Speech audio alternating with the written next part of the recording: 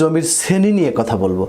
জমির দলিলে এবং খতিয়ানে জমির শ্রেণী যেমন চালাভূমি, নাল জমি, চান্দিনা ভিটি, কুলা জমি, চিরাগি, পালাম ভূমি, ব্যস্ত ভিটা ইত্যাদি উল্লেখ থাকে। এই শব্দগুলো দ্বারা আসলে কী ধরনের জমি বোঝায় এবং তার দরদাম কত হতে পারে এবং সেই জমির কতটুকুন খাজনা প্রদান করতে হবে। জমির দলিল বা খতিয়ান পর্যালোচনা করতে গিয়ে অনেক সময় একটি শব্দ চোখে পড়ে, যেমন চালাভূমি। তবে এই শব্দটির প্রকৃত অর্থ অনেকেই বুঝে উঠতে পারে না।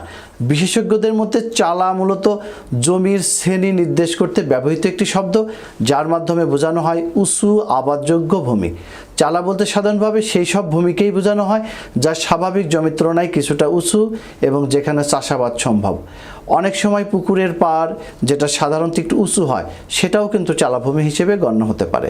এসব স্থানে মানুষ গাছ লাগায়, কখনো কখনো শাকসবজিও আবাদ করে। অর্থাৎ এটি এক ধরনের আবাদযোগ্য জমি, তবে তা নিচু ফসলি জমির মতো নয়।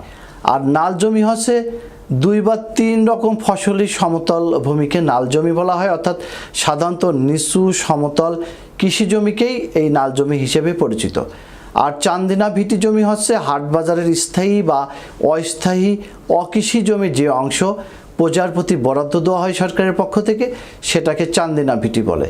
আর চিরাগি জমি হচ্ছে মসজিদ বা কবরস্থানে আলোকিত করার উদ্দেশ্যে উৎসর্গকৃত নিষ্কট জমি। আর পালাম ভূমি হচ্ছে বসত বাড়ি সংলগ্ন সবজি চাষের জন্য উঁচু ভিটি জমিকে পালাম ভূমি বলে।